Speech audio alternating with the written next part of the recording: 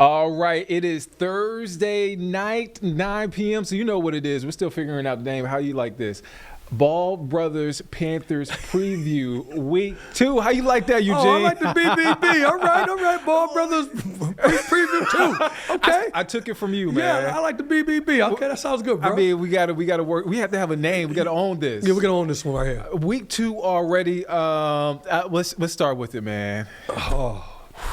Dude, I want to ask. Okay, I want to get your quick thoughts. Recap. Give your week 1 recap. Dude, man. the things I thought that was going to happen in that game did not materialize. I thought offensively that we would be able to run the ball, which we did initially in the very first quarter.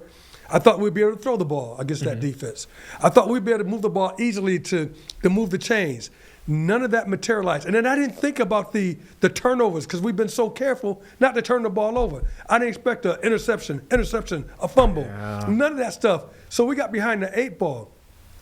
Defensively, I was looking so forward to having Derek Brown back in the mix, paired with DJ Wanham, and that was my thing. I'm like, man, you got those guys are good. It did not matter because Etienne had they had almost like 200-something yards. He had like a 71-yard breakout run. I know, and the tackling was poor. Yeah. There was poor tackling there, and so there were some opportunities that the Carolina Panthers had that just was wasted away. And then, I mean, I know it was 26-10, but it felt like it was like 48-10. It didn't feel like a close game. No, it wasn't a close game. And so if I'm being honest and now be truthful now, I'm like, that was not a great performance by the Carolina Panthers. I don't know what happened. The receivers were not catching the ball and dropping things and not getting the toe tapped in and to move the chains. And then Bryce was overthrowing at times and throwing behind. It was just not the performance I thought that the Carolina Panthers will have against the Jaguars, who was a team that was struggling as well. A couple of quick hitters. What were you right about, or what were you wrong about going into week 1? Wow, what was I right about? Well, I could say special teams did well. All right. J.C. Horn played well. Oh, yeah. J.C. Horn did play well. I wasn't right about too many things, and I'll tell you why. Because they brutally honest. Yes, they did not play like I thought they would play. I'm telling you, Nick, brother, brother to ballhead brother, I thought they would go ahead and play extremely well. And let's talk about the play of Bryce Young, because it's not all Bryce Young. There were some plays that Bryce Young would love to get back, no doubt. The one he threw an interception that got called back, well, that was a legitimate interception in my opinion, and he should have never thrown the ball. The fumble, guy knocks the ball out of his hand, all right, that's just a good defensive play, but you got to take the rule that you have protection, slide. As soon as you start to slide, then it doesn't matter what happens. Right. You're considered down. So it doesn't matter if you drop the ball. It doesn't matter what happens. You're considered down on that. Yeah. And so he should have slid instead of going to try to run somebody over a little bit. And then there was a play that people were talking about that he threw the ball in the end zone, 4th down play, and threw it out of the end zone. Well, that's not the true story of it. So what happens was when you had a slot formation to his left-hand side, and as they're lining up in man-to-man coverage, the Jaguars are man-to-man coverage, no one is covering Xavier Legette. He's free. There's nobody on him. The safeties are way in the back, and they're trying to get their thing together, and so he's by himself with no one cover him, and he only has like 7 yards to go to get a touchdown. Bryce recognizes it immediately and gets the ball. Let me get the ball. To throw the ball to him now, because that's what would happen. Yeah. He runs the route. He's going to run a wheel route that goes behind the outside receiver. So he runs the route. He never looks back at Bryce. So Bryce looking to throw the ball at him, and he's not there to throw the ball because he's not looking. He runs the route, and by the time he runs the route, they get their act together, the Jaguars, and they get over to confound things, and now he has pressure in his face, and now he has to throw the ball away. So he throws it out of bounds. And I'm going like this, going, dude.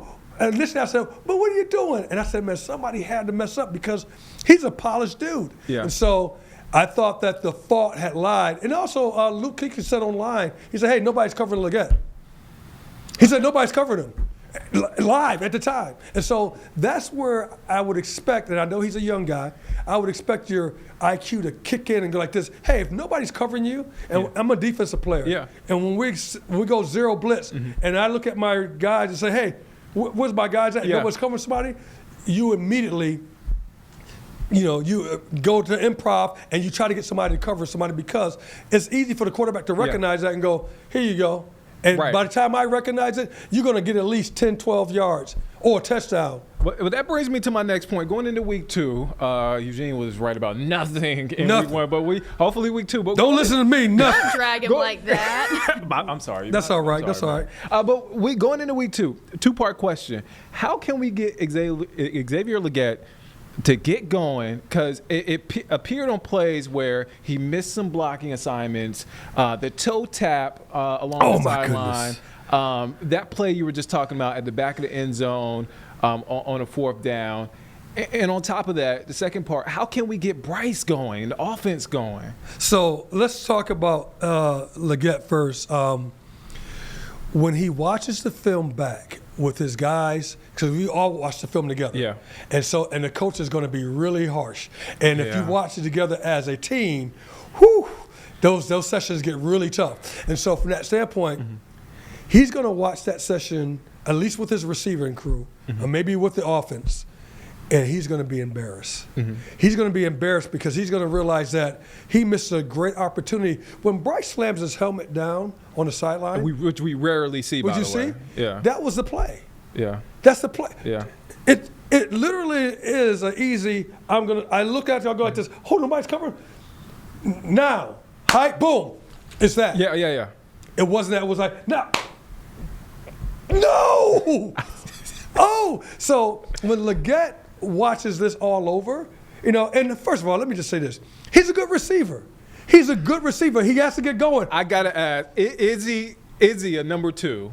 Is he a legit number 2? Because he's not playing like a legit number 2. No, he's not playing like a legit number 2, but I think this is a wake-up moment for him, because once he watches the film of that game, and every football player, you got this in you. When you see it and you got your thing, you go like this, and you know that you were the guy who messed up, and you know that you're the guy that didn't get a normal toe tap, an easy normal toe tap that you would get.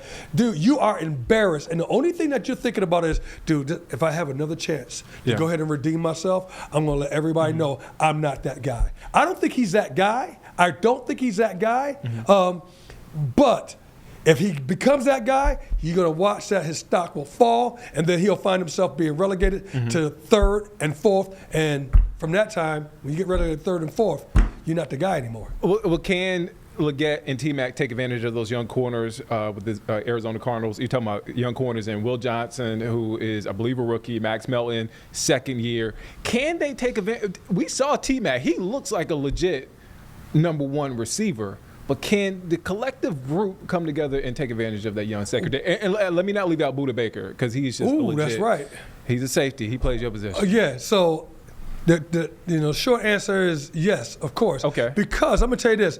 I didn't know how good T-Mac was. I saw him. You were skeptical last week. I was like, okay, let me just see.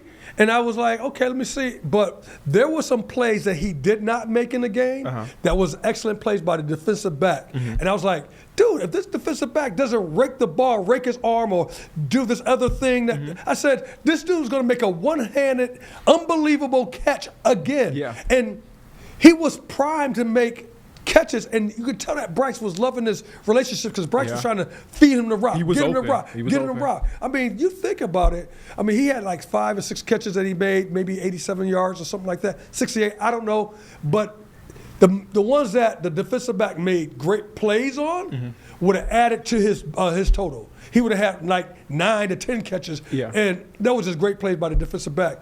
I came out of that game going, this dude's the real deal. This dude's legit. This dude is Here's my thing with when you have big men. Legette's a big guy, and Mac's a big dude. I want you to play big. You should be playing big. We talked about that. That's why we love Jalen Coker, because he plays big. He plays big. So in that game, T-Mac, he played big. He was boxing guys out. They had to come up with some great plays to go ahead to stop him, and the defensive backs did. But that doesn't dismiss how big he played. Legette, I need you to play big to your size. Well, before we go to break, I got to ask, operationally, it looked like Bryce was doing a lot of this and catching a lot of high balls. Is Austin Corbett the starting guy? There's something wrong with the offensive line.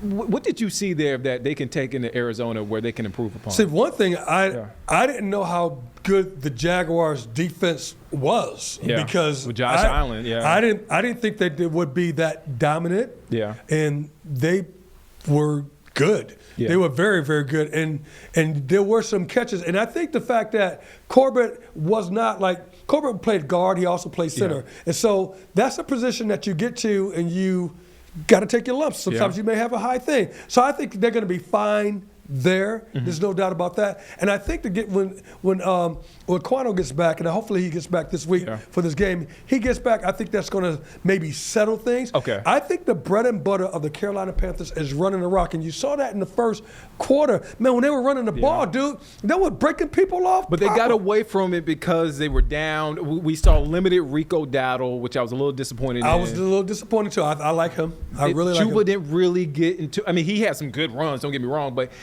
when you're down, it's hard to establish the run. Bryce had I believe, like 41 yards. Yes, he did. Rushing. He had a bulk of the rushing yards. Yeah, he did. And you're right. I think, and I had said that we were talking about this again, and I don't know if I said this on the radio on the Carolina Panthers network, but I was talking about, you know what, maybe I see why Chuba he's doing his thing, but it's something's kind of like, I don't know. Yeah. When Dowdle guy came in the game, I was like, oh my goodness. Get him the rock. Let him eat. Yeah. Now, they did throw the ball that went through his hands and it caused an interception, right? Yeah.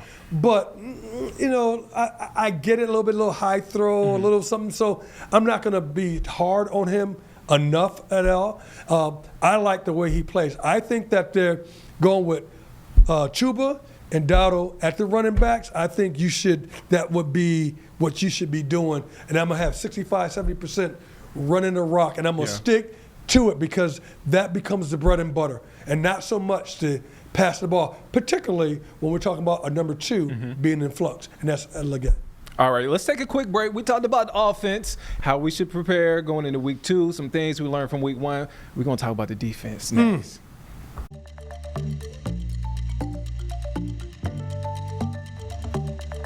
All right, welcome back here on the Ball Brothers Panthers preview, week 2, episode 2. We talked about the offense, Eugene. We got to talk about the defense. There's enough blame to go around week 1, but I guess my first question to you, you know, you called out a particular player before week 1 last Thursday. You called out Trevin Wallace. And from when I looked at the game, correct me if I'm wrong, I didn't see any linebacker play. And I definitely didn't see any safety play. No, I tell you what. I don't know if it's scheme. It's the size. Yeah, I was trying to think. I don't know if it was like scheme because I expect with having the advent, getting back Derek Brown. You have the other Brown III up there. You have Ashawn Robinson. Yeah. You got DJ Wanham. You got Scorton. You got a 3-4 system that can be really. Could morph into a 4-3 easily and be really devastating. But man, if I'm just being straight honest, that offensive line pushed them off the ball. They control the line of scrimmage. They control the line of scrimmage. They control the line of scrimmage. And then when you have a back like Etienne, and first of all, let me go back. And when you miss tackles. Yeah. So also when you miss tackles, and then when you don't take care of your brother's edge. Like the edges are really important. We call it BCR, bootleg, container, reverse. You keep everything packed in so that nobody gets on the outside. If somebody gets on the outside, that means that you're going to have people chasing the ball, all right, as opposed to the running back into people who are going to the ball. And so from that standpoint, our edges were not good. Yeah. And then our tackling was not horrible. Good. And then the linebacker play, as we're talking about, the linebacker play, from what I can tell, was marginal because now you're tackling people, instead of tackling people at 2 yards, you're tackling people at 5, 6, 7 yards.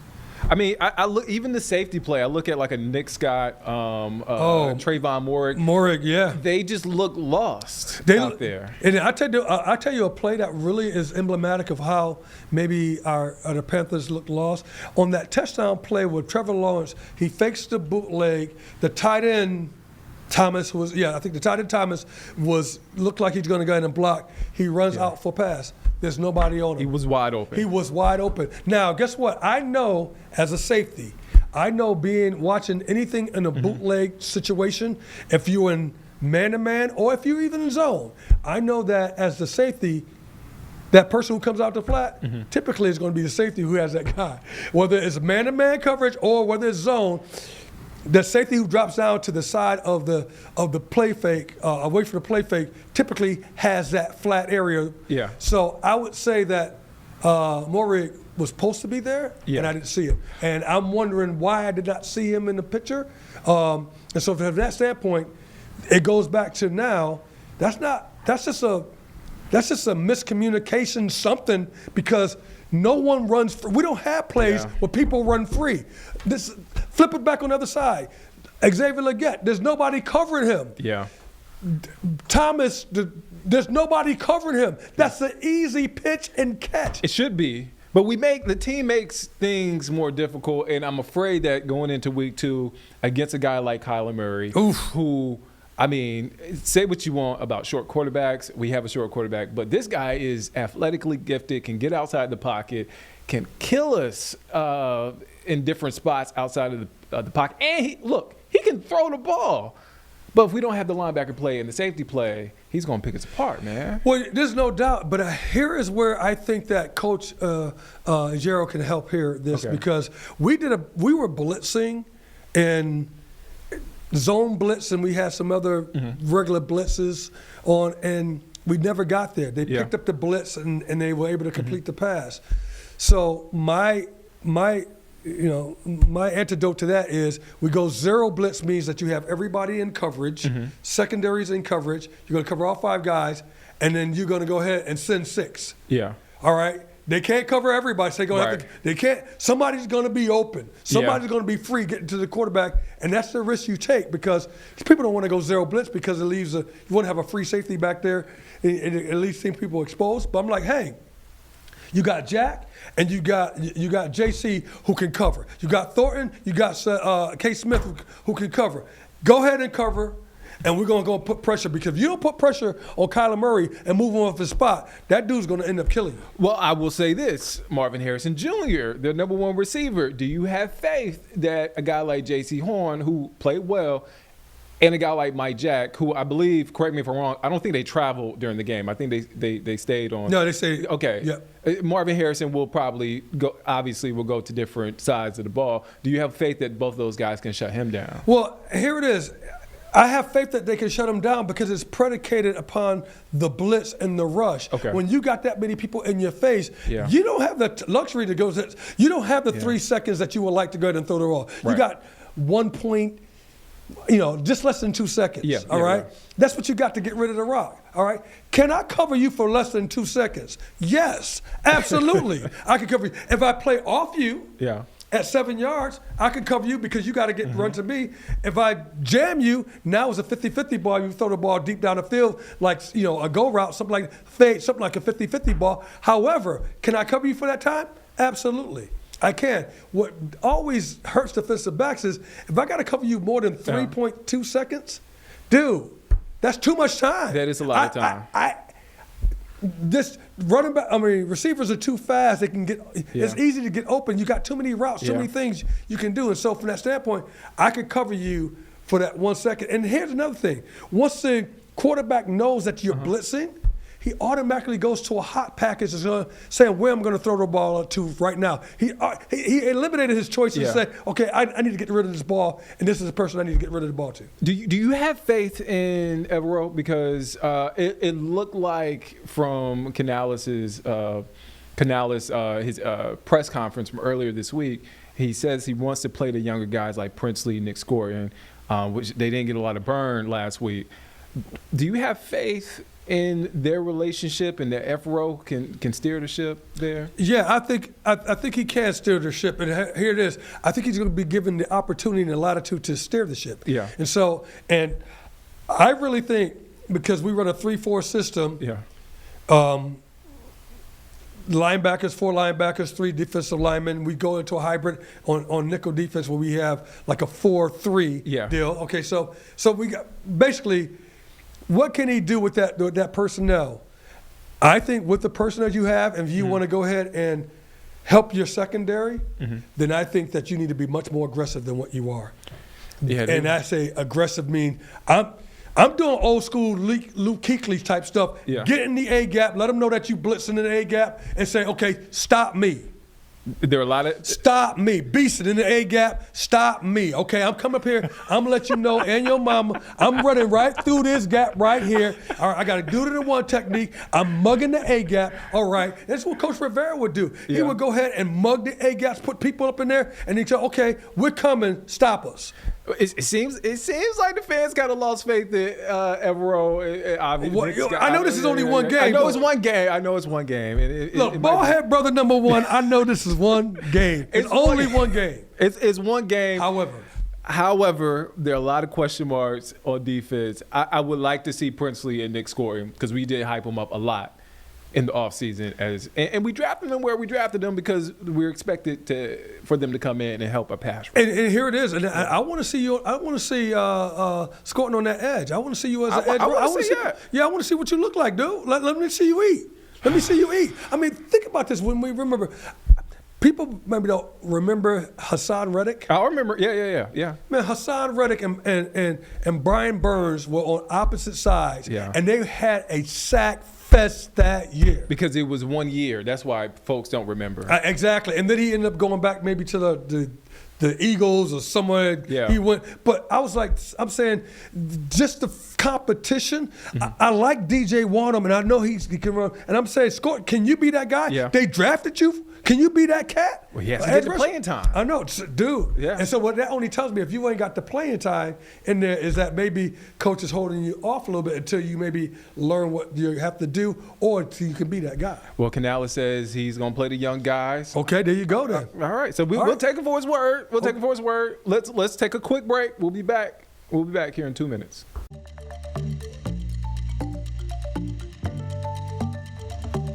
All right, welcome back here on the Ball Brothers Panthers Preview Week 2, Episode 2. All right, Eugene, I got some quick hitters for you. All right, you ready? Are you ready? Yep. Hopefully you're more ready than our Panthers offense. And okay, here we go.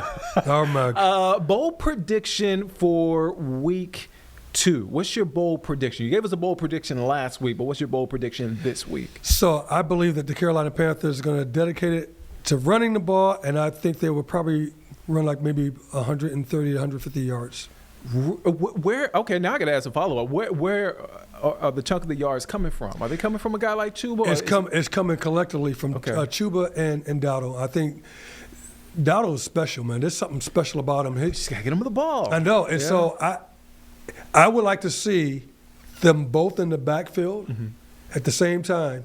And now you got the problem of, this slasher. I get on the outside. There's a quickness about Dowdle that he has I just love. And then Chuba does not want to be outdone. Yeah. He wants to let everybody know he's that guy from last year, and he is that guy. Yeah. And so I believe that the bread and butter for the Carolina Panthers is the offensive line and how they're able to block. And it's going to force the not Jaguars. It's going to force the Cardinals to get into an 8-man front. All right, so I'm like, hey, let's go ahead and put the tight end down there. Let's put an extra lineman in there and run the route and let them know that you're running. Okay. Force them to go to 8-man front, and when you go to 8-man front, that's when Bryce you can be really deceptive because that's when the play action comes, play action pass, and now you can throw the ball to T-Mac. Another quick hitter. Is Canales too nice? Like, it just seemed like there was no sense of urgency week 1. He's a nice guy. And look, we love nice guys, but football is an intense sport. Is he too nice? What's your read on Canales? That's what I just think you see because let me flip it, right? Okay. when I met Mike Tomlin, right? Yeah. When I met Mike Tomlin, and we did a thing that was in here in Charlotte, and he came down, and I was emceeing this event and whatnot, and I was a guest speaker of this thing.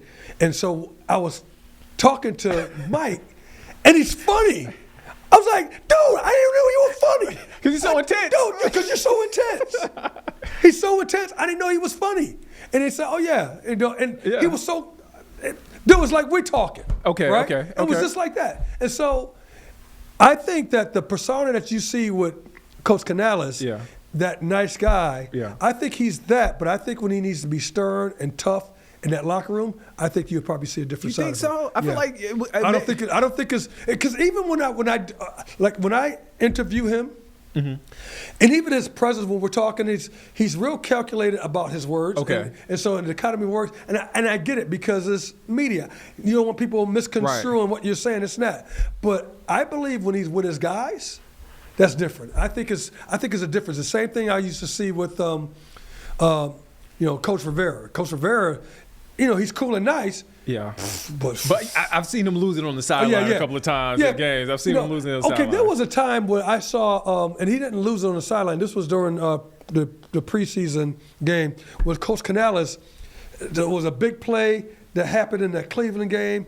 Maybe it was an interception, something like this. And he was like in the dude's face. He was like he was what I expected. Like I'm going.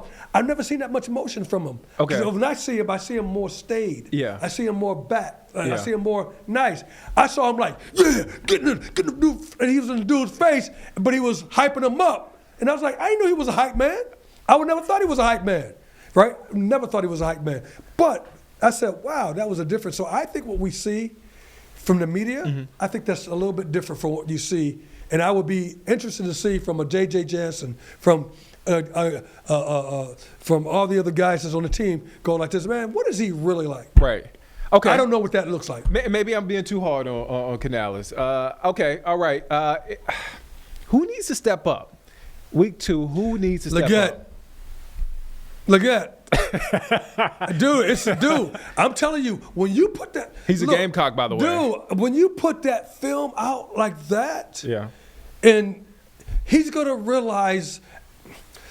Every football player dreads when you're watching film with everyone else, and the coach is the play that's coming up that you didn't do well, it's coming up, what time it is on the clock, it's third down that's coming up, and you go, oh, and you put your head down going like this, I hope nobody, but everybody's going to see what.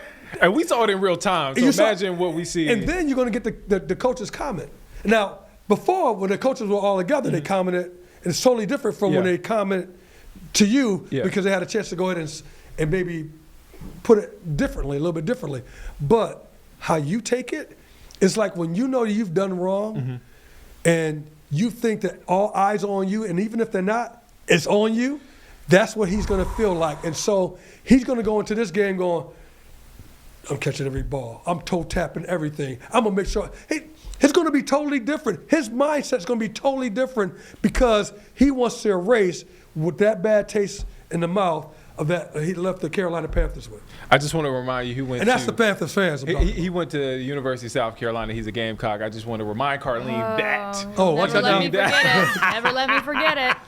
All right, that's our show. Eugene, thank you, man. Week 2, we'll have more every single week of the season. Ball Brothers Panthers preview. You know what time it is. You know what time. Every Thursday night here on WCNC Plus, 9 o'clock. Make sure you tune in.